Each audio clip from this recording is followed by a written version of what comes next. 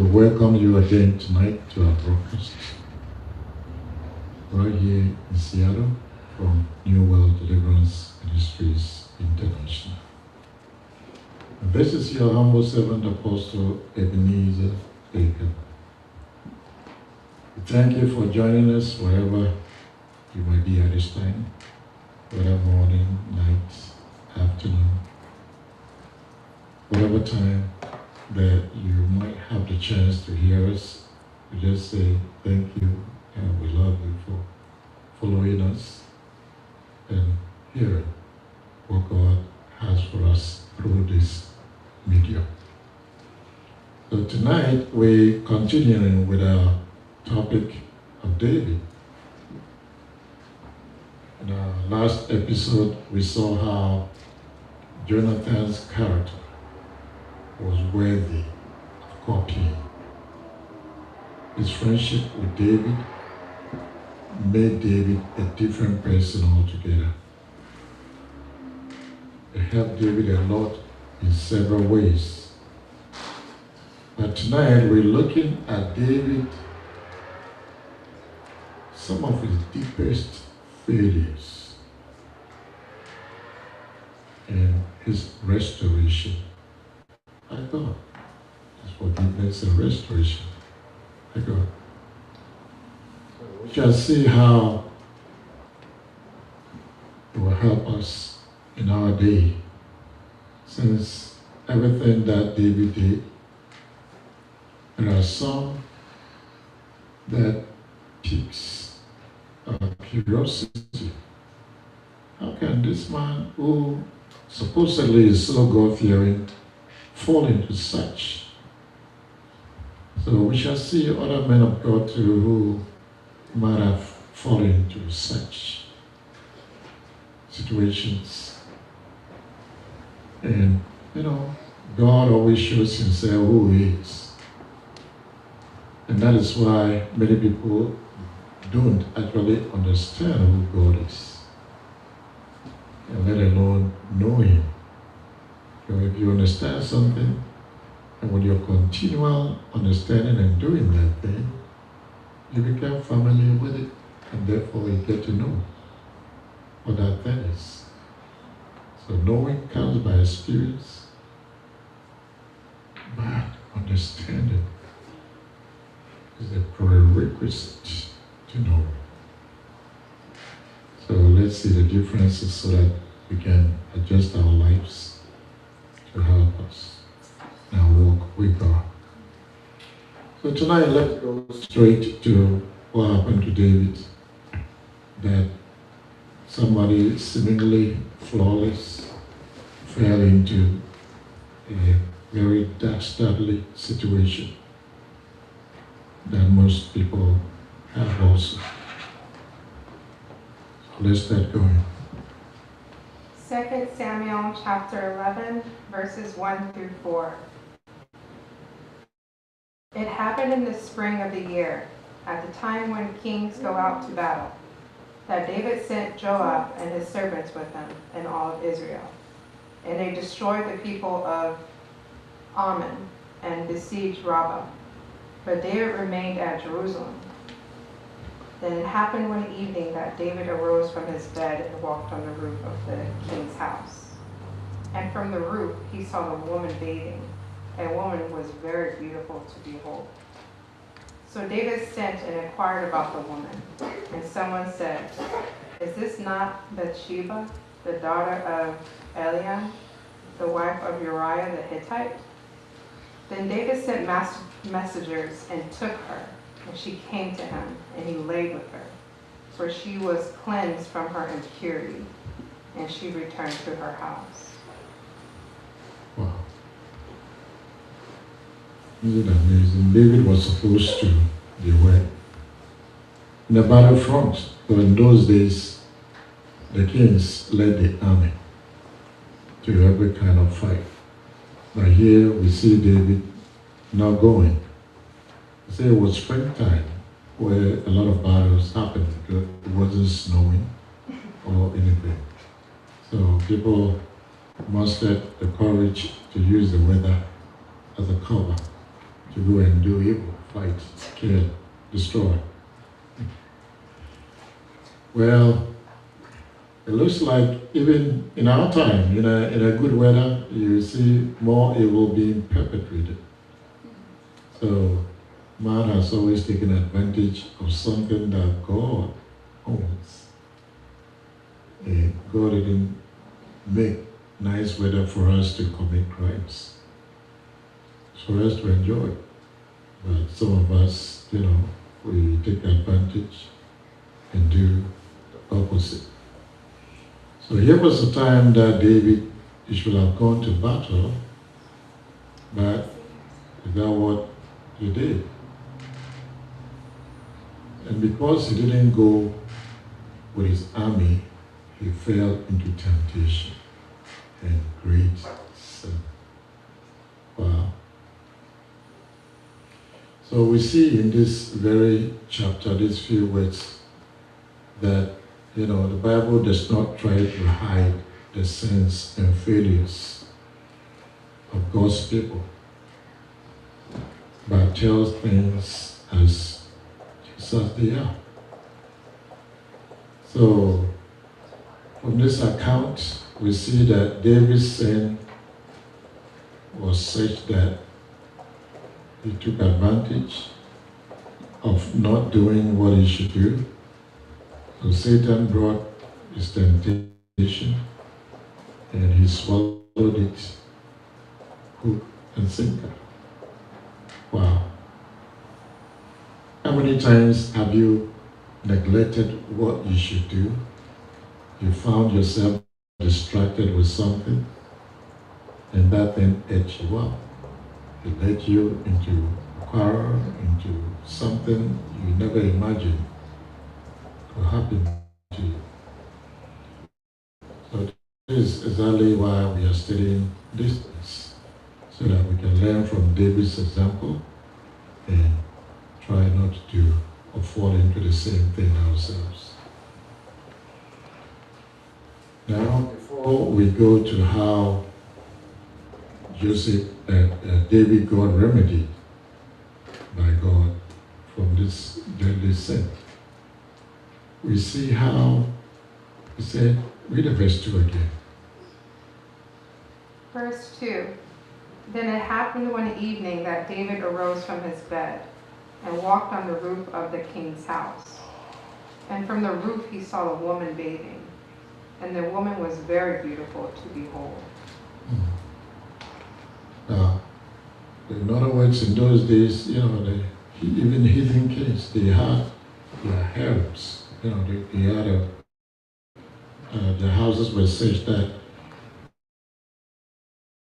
they had an open top on the top of the building. So they had it in such a way that they could easily look at whoever they wanted and bring them to their harems. But God's standards are very different for his people. The way David found himself on the roof and saw a woman bathing. If I were David, it's like, why don't you close your eyes? But there's temptation care. Temptation wants you to look. Temptation wants you to lust. Temptation has its own mind and ways to catch you. So temptations will always find a way to harm you. And that's why God says a man is not tempted by him, God, but we are tempted by our own what? Lust. Because he kept looking. He said, whoa, who is that? And in his mind, he just drew the whole picture of the woman and how you could be what you would need in a bed. We see that the Bible is saying the woman was very beautiful in appearance. And David had the opportunity. She was bathing. So he saw the whole caricature of the woman. And You see what temptation did? He said, read the verse 3. Verse 3, so David sent and inquired about the woman, and someone said, is this not Bathsheba, the daughter of Eliam, the wife of Uriah the Hittite? Wow. See what David did? When temptation gets you, it goes full steam. There's no stop. This is how Satan works his ways. When he puts out his temptation and he swallows it, if he swallows something, where does it go? It doesn't come back. It goes straight to the stomach or wherever it has to go. So temptation is always waiting for us to swallow us up. And this is exactly what happened to David. Temptations. How strong can you be against temptations? A temptation to answer somebody roughly because maybe you didn't like something that a person did, or whatsoever the reason might be. A temptation will always nudge you forward, will make you keep on going forward rather than backwards. And that's why we have to be very careful about the kind of things that we feel tempted to do or say or reason. Because it's very easy for temptation to swallow us up and have its way. Read verse 4. Then David sent messengers and took her, and she came to him, and he lay with her. Oh my goodness. For she was cleansed from her impurity, and she returned to her house. Wow. It's like the woman had just finished her period, went to shower, did everything. And the temptation. So we see how temptation can be so overpowering and eat you up if you're not careful. Like we see the trend of David's falling into this great sin. Because he went ahead, even though somebody told David, she's the wife of somebody, one of your own soldiers. Wow. But did David care? The temptation made him just brush everything aside.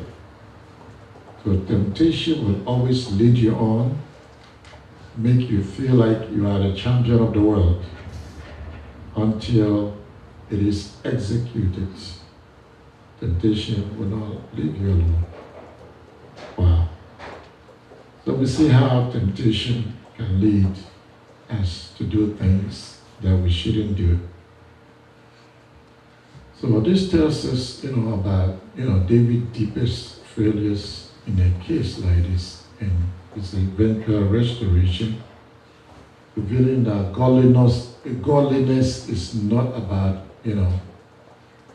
flawless perfection, if I can put it that way. It's not about being flawless and being perfect, but rather, and it's not also about the way we perceive things, but it's absolute honesty before God. Absolute honesty. David had remembered that God's law has said, this is somebody's wife, don't look, don't go for it. But he was clean, so he thought he could do and have whatever he wanted. And that's what happened to him. Well, so we see David's life, proves that while sin carries devastating consequences, sin carries devastating consequences, but God's grace is always greater. God's grace is always greater than human brokenness. No matter how much we get broken, God's grace is there to restore you and make you whole. Wow. So this is very interesting for the way I see how David went about the whole thing. So idleness can feed temptation. If you give yourself a lot of idleness, you are going to be in a situation like David's fall with Bathsheba. So don't allow too much idleness into your life. Always find something that you can have. Hold on to it. If your mind is resting or thinking about something good, allow your mind to do it. If your eyes want to close and have a nap or relaxation or sleep, let it be. But beware that Mr. Temptation is looking at you for the opportunity to pounce upon you, and you might not be able to free yourself. So let's take temptation as a very wicked guy. Let's call him a guy, because he comes by force to seize you. Wow. It's like he's sent. He's on a mission. He has to accomplish what he wants. So even though David, instead of leading his men to war, he stayed at home on a rooftop. In those days, rooftop, they didn't have high buildings like we have. But rooftop, and we see that what happened to him was a great temptation. So I don't know what kind of temptation you might be facing, but this is about the great temptation that is awaiting every human being. So David had his portion. What about us? What is your portion? Let's keep going. Leviticus chapter 18, verses 1 through 4. Then the Lord spoke to Moses, saying, "Speak to the children of Israel and say to them, I am the Lord your God. According to the doings of the land of Egypt, where you dwelt, you shall not do. According to the things of the land of Canaan, where I am bringing you, you shall not do. Nor shall you walk in the ordinance. You shall observe my judgments and keep my ordinance to walk in them. I am the Lord your God." Wow. So the Lord spoke to the children of Israel, saying to them, look, was there somebody else who took you out of Egypt from slavery? Therefore, know that I am your God. I desire A to Z of you, and so whatever I tell you, open your ears and your heart to receive them. And don't do the way you will to do. In other words, God wants us to understand that we have willpower to choose. But that willpower to choose, what is better for you to choose? God's way or your own way? Because your own way might face what David faced. David forgot God's way and chose his way. And we'll see what happened, consequences. Later on, we shall see that even though God can forgive you about something, but the physical consequences might not be easily erased. So there is a great lesson that we are coming to learn, and I hope people will open their ears to hear and take a cue from it. Because you see how God is even entrenching himself in the eyes and the hearts of the Israelites. That all that you need to do is to obey my laws and observe my regulations and walk in them. In other words, do them every day. So that I, God, will be your God to see you through whatever temptations may come your way. Wow. Let's keep going. Leviticus 20:10. The man who commits adultery with another's wife, even his neighbor's wife, the adulterer and the adulteress shall most certainly be put to death. Again. Leviticus 20:10. The man who commits adultery with another's wife, even his neighbor's wife, the adulterer and the adulteress shall most certainly be put to death. Wow. So David knew this. You remember this. But a temptation, Mr. Temptation, overpowered David. And you see what happened? Wow. He knew this, that God says, if you fall into something like this, you are not to live anymore. Wow. And, you know, he put Bathsheba in such circumstances. It wasn't Bathsheba who wanted it, because she knew she belonged to somebody. And I believe when David sent for her, she thought, oh, the king is asking for me. That must be an honorable something that I must obey. So I believe she just obeyed and went, not expecting what David had in mind. So David was all pumped up. Mr. Temptation has eaten him almost 100%. So he had to find his own ways and means to make it happen with Bathsheba. And because he was a king, I don't think she could, bring much resistance. So it had to happen. But God, who was watching, he said, this kind of sin is worthy of what? Eternal damnation. Wow.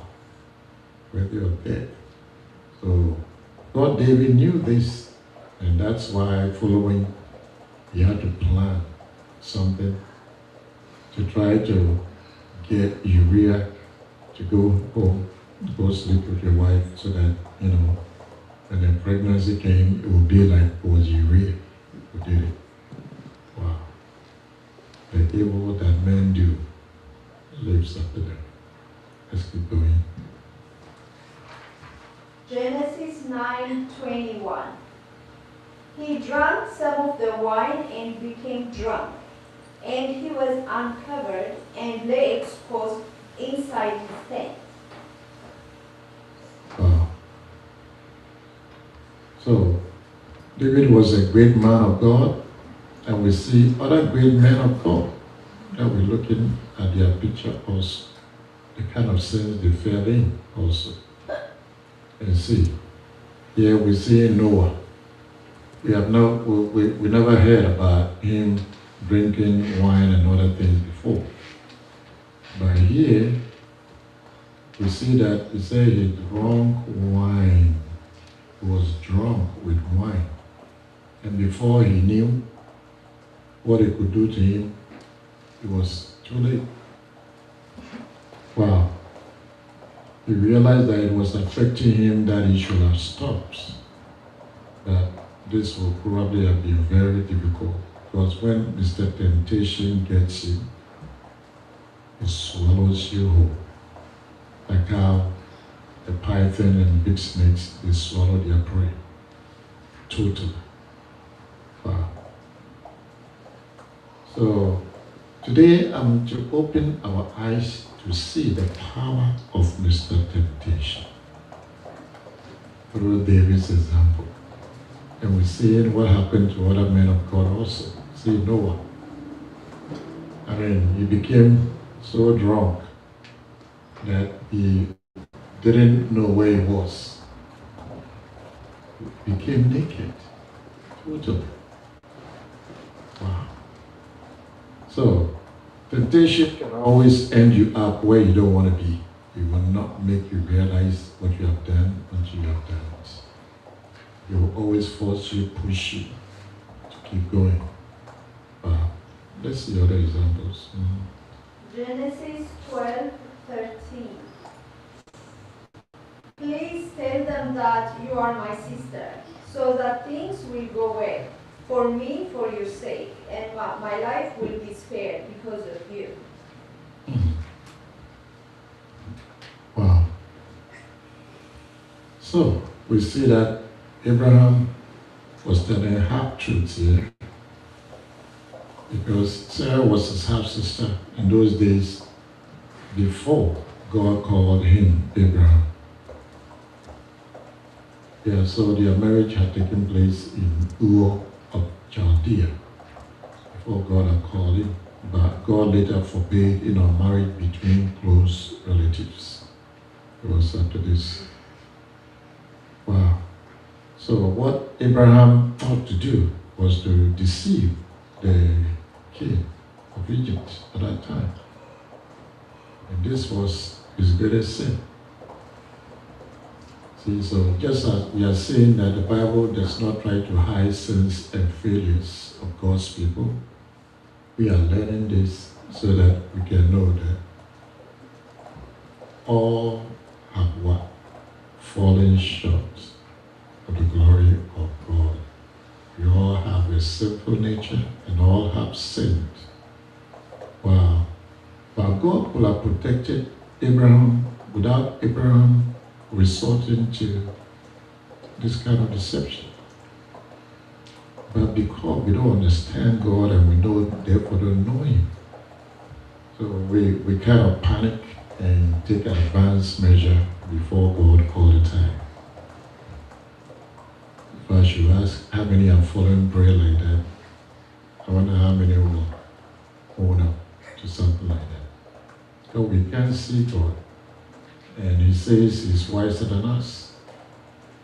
And He has His own way of achieving what His purpose is for us. But do we wait for Him? Because as for Mr. Temptation, He will bring you ideas and a way to overcome God's word. He will make you and cause you to break God's word. That's what Mr. Temptation does. God, temptation is a deep. Wow. Okay, let's keep going. Genesis 27, 18 through 26.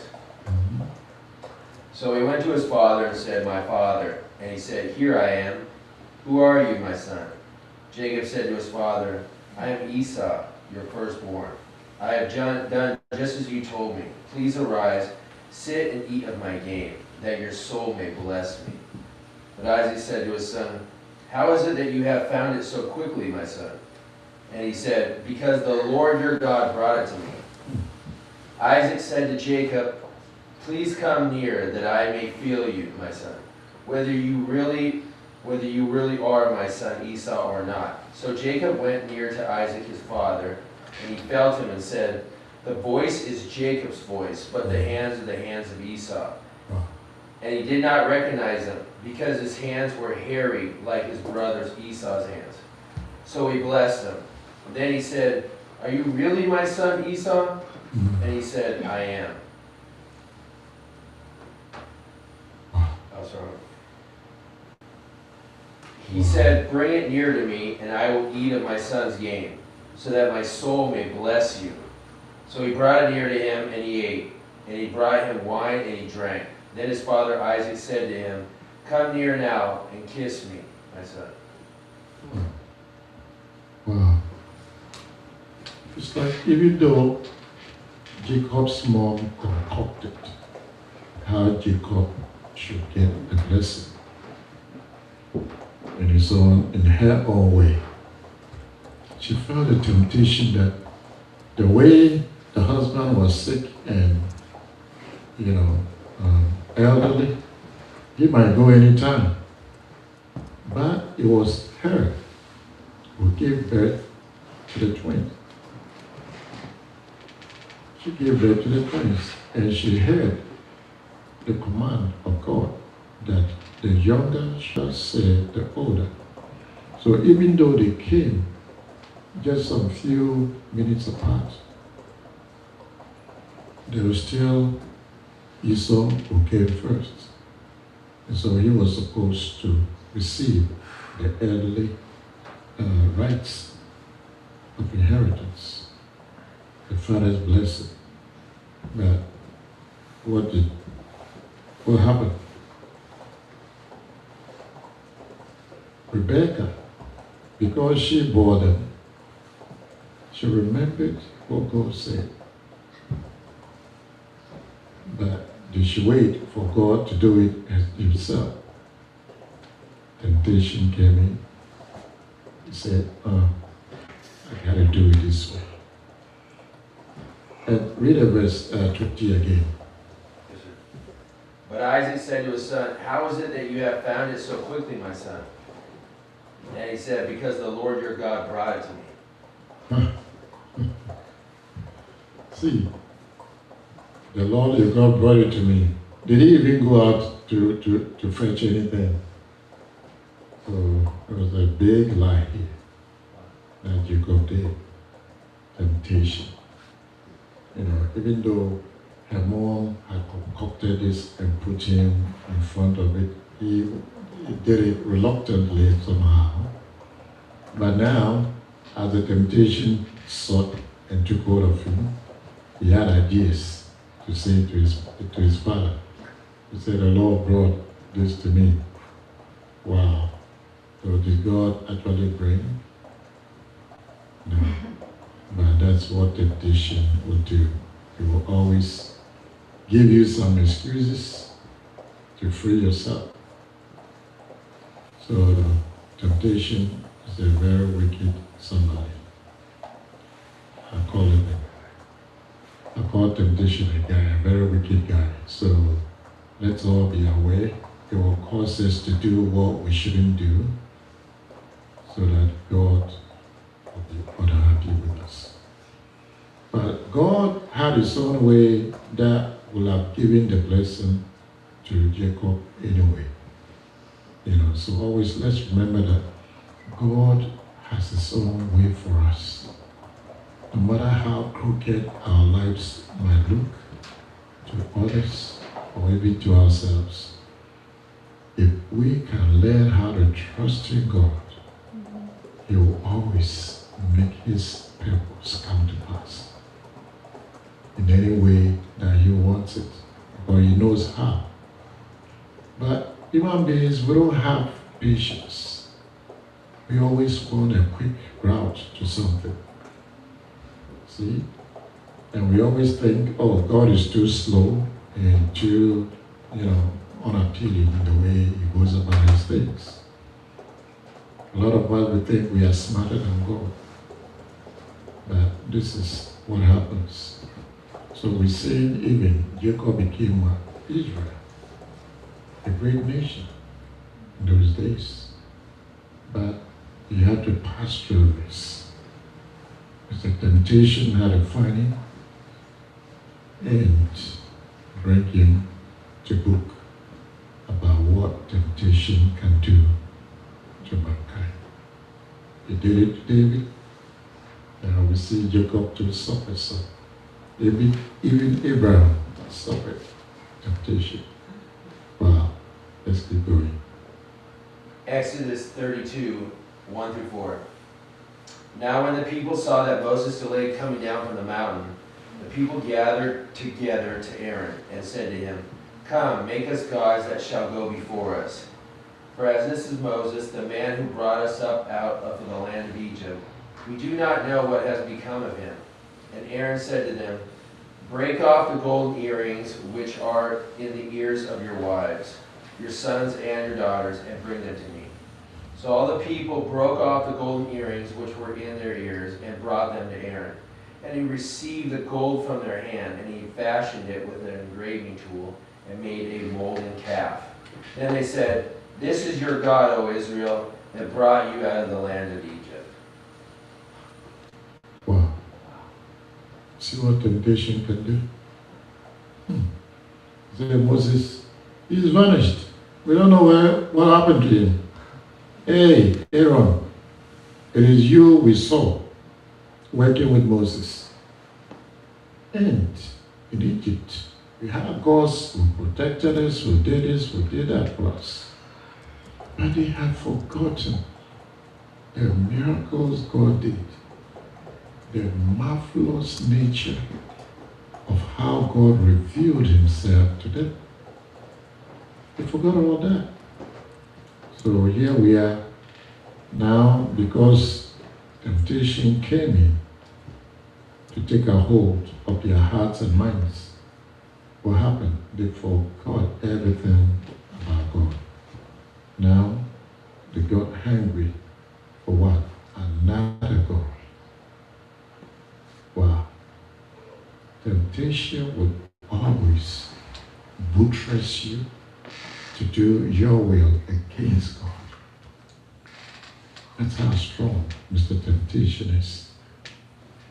So, I want us to just understand how wicked temptation can make us become to God. Look at what's happening here. God feeds them, has seen them. Now they turn their back. They're going to another God who did nothing to save them while they were in Egypt.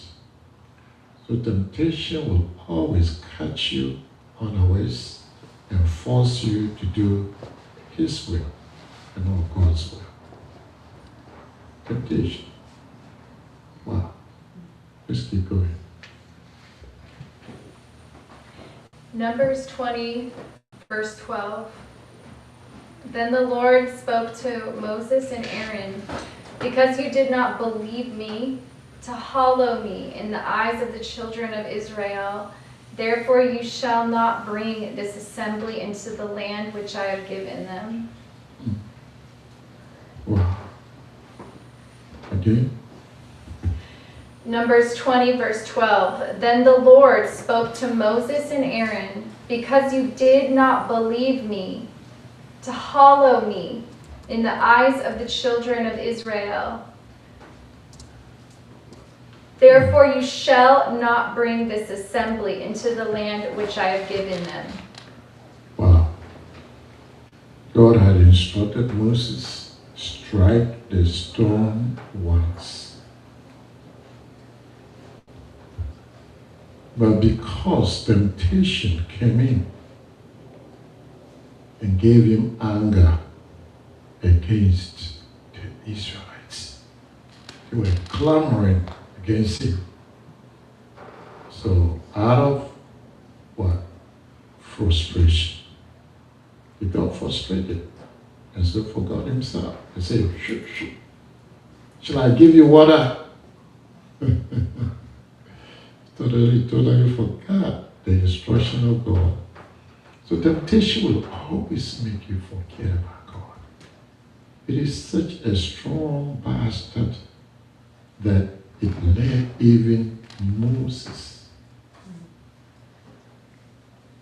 to fall. Wow. Making God deny him where he had planned and purposed that he, Moses, will be the one to send the Israelites to where he God wanted them to be. But now, along the way, both Moses and Aaron, God took them away. Just because of this temptation that came their way to eat them up, making them forget that God needs to be treated as God. we should understand that God is a holy God and we should not go against his word. Now look, Moses, he could hear God, he could see God, he could experience God, and no man in this our time has experienced God like Moses did. Yet, in the matter, just when Mr. Frustration saw an opening, caused him to remember the anger or the frustration that people were giving him, he totally forgot God's instructions, and it happened in a very poor end, if we can put it that way. Wow. So, God is telling us how even his great men had a tendency to fall away from him. So let's be careful how we deal with temptation in our lives. Let's keep going. Judges 16, verse 1 through 21. Now Samson went to Gaza and saw a harlot there and went into her. And when the Gazites were told, Samson has come here, they surrounded the place and lay in wait for him all night at the gate of the city. They were quiet all night, saying, in the morning, when it is daylight, we will kill him. And Samson lay low till midnight. Then he arose at midnight, took hold of the doors of the gate of the city and the two gateposts, and pulled them up, bar and all, put them on his shoulders, and carried them to the top of the hill that faces Hebron. Afterward, it happened that he loved a woman in the valley of Sorek, whose name was Delilah. And the lords of the Philistines came to her and said to her, entice him and find out where his great strength lies, and by what means we may overpower him, that we may bind him to afflict him. And every one of us will give you 1,100 pieces of silver. So Delilah said to Samson, please tell me where your great strength lies, and with what you may be bound to afflict you. And Samson said to her, if they bind me with 7 fresh bowstrings, not yet dried, then I shall become weak and be like any other man. So the lords of the Philistines brought up to her 7 fresh bowstrings, not yet dried, and she bound him with them. Now men were lying in wait, staying with her in the room. And she said to him, the Philistines are upon you, Samson. But he broke the bowstrings as a strand of yarn breaks when it touches fire. So the secret of his strength was not known. Then Delilah said to Samson, look, you have mocked me and told me lies. Now please tell me what you may be bound with. So he said to her, if they bind me securely with new ropes that have never been used, then I shall become weak and be like any other man. Therefore Delilah took new ropes and bound him with them, and said to him, the Philistines are upon you, Samson. And the men were laying in wait, staying in the room, but he broke them off his arms like a thread. Then Delilah said to Samson, until now you have mocked me and told me lies. Tell me where you may be bound with, or tell me what you may be bound with. And he said to her, if you weave the 7 locks of my head into the web of a loom. So she wove it tightly with the batten of the loom and said to him, the Philistines are upon you, Samson. But he awoke from his sleep and pulled out the batten and the web from the loom. Then she said to him, how can you say I love you when your heart is not with me? And you have mocked me these 3 times and have not told me where your great strength lies. And it came to pass when she pestered him daily with her words and pressed him, so that his soul was vexed to death, that he told her all his heart and said to her, no razor has ever come upon my head, for I have been a Nazarite to God from my mother's womb. If I am shaven, then my strength will leave me, and I shall become weak and be like any other man. When Delilah saw that he had told her all his heart, she sent and called for the lords of the Philistines, saying, come up once more, for he has told me all his heart. So the lords of the Philistines came up to her and brought the money in their hand. Then she lulled him to sleep on her knees and called for a man and had him shave off the 7 locks of his head. Then she began to torment him, and his strength left him. And she said, the Philistines are upon you, Samson. So he woke up from his sleep and said, I will go out as before at other times and shake myself free. But he did not know that the Lord had departed from him. Then the Philistines took him and put out his eyes and brought him down to Gaza. And they bound him with bronze feathers, and he became a grinder in the prison. Wow. So sad. See the story of another great man of God.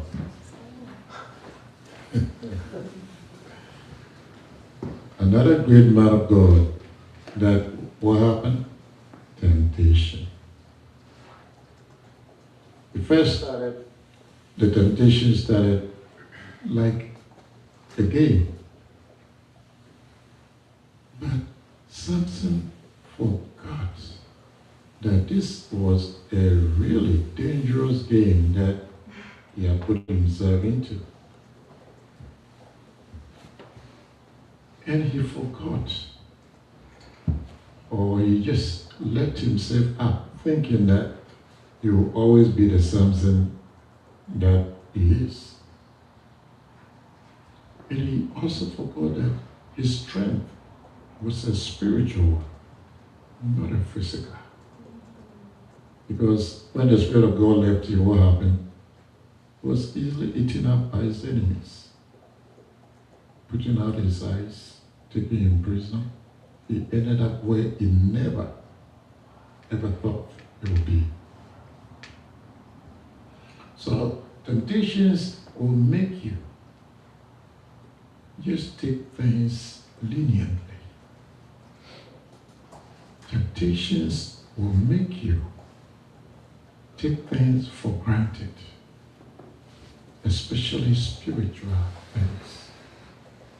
Because Samson being a Nazarite, the hair was a special relationship thing between him and God. Here we are, temptation came in, brought a woman that was desirable to whom? To Samson. And Samson's enemies used this woman to overcome Samson. Temptation. He kept on playing, he kept on playing the game, thinking that, it will not be what it should be. He thought, I've always conquered. So he kept on playing the game. But he never assumed that it's a temptation will never stop until it wins you or wins over you. Let's see how Delilah managed to overcome. Wow, read the 17 again.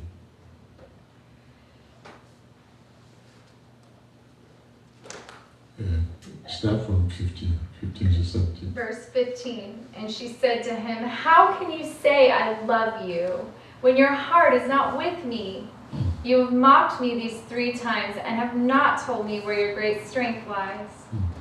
And it came to pass when she pestered him daily with her words and pressed him so that his soul was vexed to death, that he finally told her all his heart. And he said to her, "No razor has ever come upon my head, for I have been a Nazirite to God from my mother's womb. If I am shaven, then my strength will leave me, and I shall become weak and be like any other man." Do the 16 alone again. And it came to pass when she pestered him daily with her words and pressed him so that his soul was vexed to death. Wow. See? Sorry. This is how Mr. Temptation works. Until his mission is accomplished, don't assume that he has left you. He must accomplish for his master Satan. Temptation. He pulled down David to where he didn't want to be. Pulled down even Noah to drink. Pulled down who again? The Israelites. Even Moses and Aaron. And now we see how he pulled down Samson. And these are all great men of God. Wow. I hope you understand what temptation can do to you. And now we are seeing from these examples the power it carries. And we see even here how he said it pestered him. Read the 16 again. It's incredible. The very nature of demons, that is how they react and they do against human beings. Verse 16. And it came to pass when she pestered him daily with her words and pressed him so that his soul was vexed to death. See? If it doesn't finish what he aims to do, it doesn't leave you. That's what temptation is. If he doesn't finish what he has come to do, wow. So this is a great example from Samson. He thought, oh, let me play them. But I didn't know that Mr. Temptation had what? A bigger deal for him. Because he knows how to conquer you. You are mere flesh and blood. And Mr. Temptation is a spirit. He can see you, you can see him. Who has the upper hand? And that is why we need God more than we can ever think or imagine. But without his help, see, Samson, when the Spirit of God left him, he became what? An ordinary man. And his end came to pass. Wow. So from this lesson, I pray that we shall all remember how it happened to other great names that we are learning from in God's Word. What about us today? You think you are stronger than Mr. Temptation? You've seen examples how you pull down men of old, renowned men of old. Pull them down just like that. Wow. You don't want to lose your grace before God. Oh, that's why God said, I'll be gracious to who I'll be gracious to, and I'll be merciful to who I'll be merciful to. Because Mr. Temptation always made God feel something else in the end. see the side end of our great men of God. Wow. So, I will leave you here for you to go think about this, and hopefully God will sustain you even as you keep wanting the upper hand against this temptation. May the Lord bless us. Thank you for watching with us here at New World Deliverance Ministries International. If this message ministered to you, please like, subscribe, and share it. We welcome you back for more spiritual wisdom intended to make and keep you anew in Christ Jesus. May the Lord richly bless you and keep you.